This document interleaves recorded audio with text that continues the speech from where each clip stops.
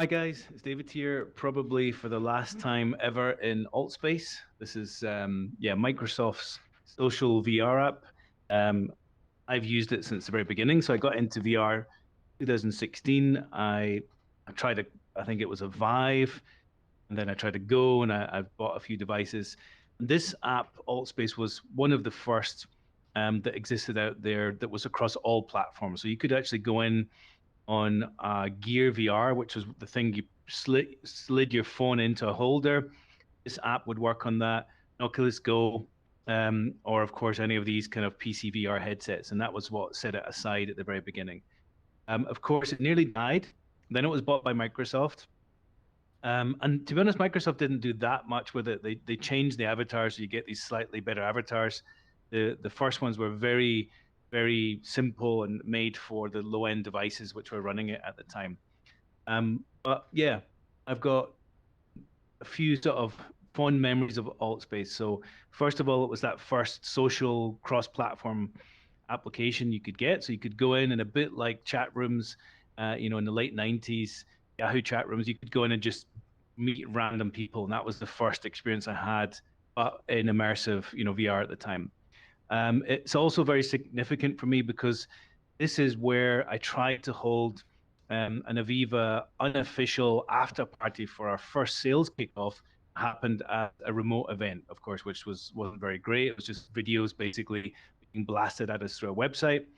I got so annoyed that there wasn't a social aspect to it that I spent the weekend learning how to do events in AltSpace. I branded 3 rooms with Aviva pictures and logos. I invited 200 people from Aviva. And in the end, I think about 100 people accepted that invitation. But ironically, our Windows 10 machines didn't have the right version of Windows 10 on it. So pretty much nobody could install the app. I remember, I think it was Julian trying to install it during the sales kickoff, and it kind of put his machine into a 1 hour update or something horrible like that. So it was a nightmare considering it's a Microsoft app and we couldn't use it because of incompatibility of Windows. It took several hours to install. Um, so yeah, that app, of course, that party, the 30 people who came in there, kind of inspired our XR for Business initiative at Aviva, where we looked at using technology like this to give software demos. We built a customer experience center digitally in the end in Mozilla Hubs, just because of that lack of friction. Um, but the other thing about AltSpace is I've been in here, I look in here every so often. I look at the worlds that you can explore, which because it's a Unity-based app, you can have pretty good lighting in it. You can import any kind of world into it via the Unity SDK, which is very clunky, but it does work. Um, so I've seen amazing worlds in here. I think it was M2 Studios did an Irish bar for the VR AR Association. I've seen this amazing thing with really good shaders from Nico in the Zero Event WhatsApp group that I'm in. It's just an amazing kind of scale representation of the solar system. Very good educational resource, which I think is moving into Engage. But the other thing is, AltSpace got a few things really right. So it was a bit weird as a platform because you could do private events, but it was primarily a social platform. So you kind of went in through this public lobby and anybody could see your events. It meant you were kind of part of a metaverse because if you wanted to, you could turn any event that you built in here into a public one, or you could make it semi-public where you could lock it down, but you could invite people via codes and things. So they did all that kind of stuff that makes it relatively easy but secure to move people around from different event spaces or metaverse spaces, if you like. So that was pretty useful at the time. I don't think businesses really caught on to it. At Aviva, we were trying to move our onboarding experience into AltSpace, but people are like, well, it's a public platform. Can you really lock down the events?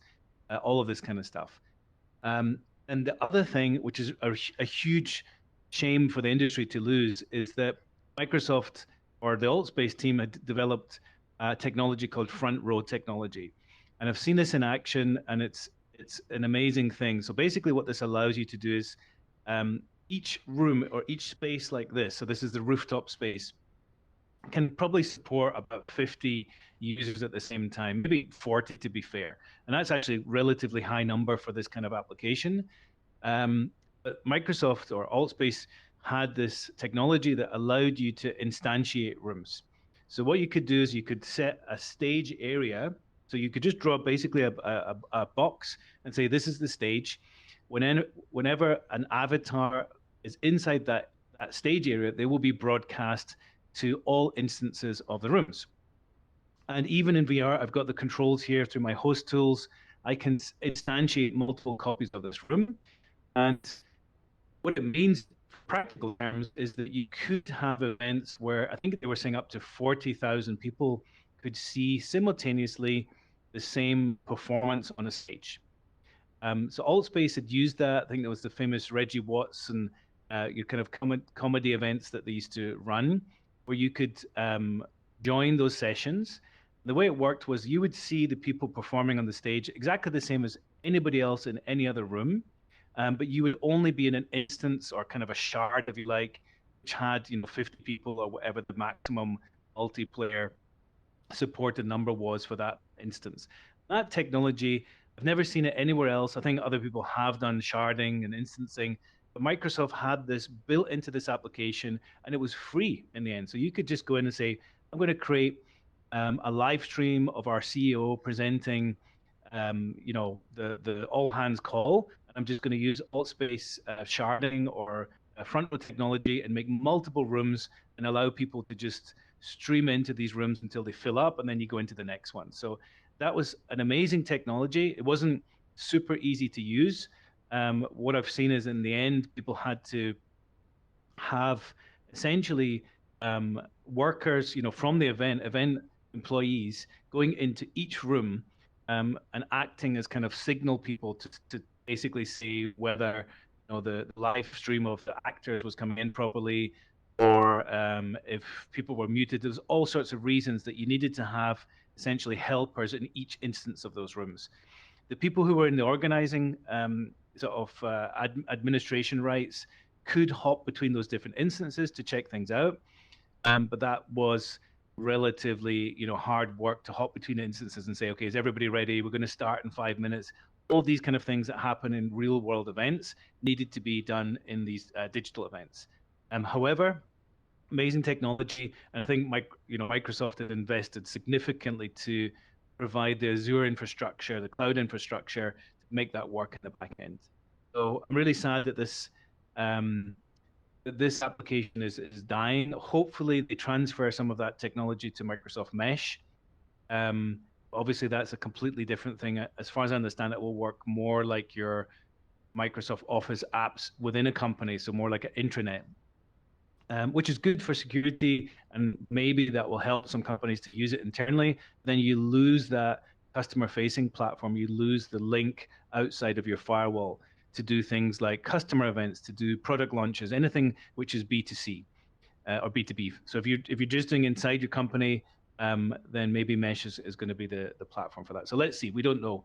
But anyway, that's it from Microsoft AltSpace. As you can see here, got these kind of gaudy, optimistic American sort of style cartoony environments, which I actually grew to love. They're nice low poly, and they're bright and colorful. But you could have in here, laser scan, not laser scans, like LiDAR scans, anything, photogrammetry models, anything you could get to run in Unity. So yeah, kind of sad that that's the end for AltSpace. There's loads of events. You can't see, but I've got an events panel in here, and there's just loads of events going on for this last day. So if you do have AltSpace, go. I think it shuts down tomorrow. So you've got one day. If you've got a Quest or a headset, or even just a PC or a Mac, you can download it on the Microsoft Store or the Oculus Store. The Meta Store, and it's worth a look. It was a kind of piece of history for XR people, and certainly for virtual events. There's so much potential for virtual events. Anyway, that's all from me, and now you know a little bit more about AltSpace and its place in XR history.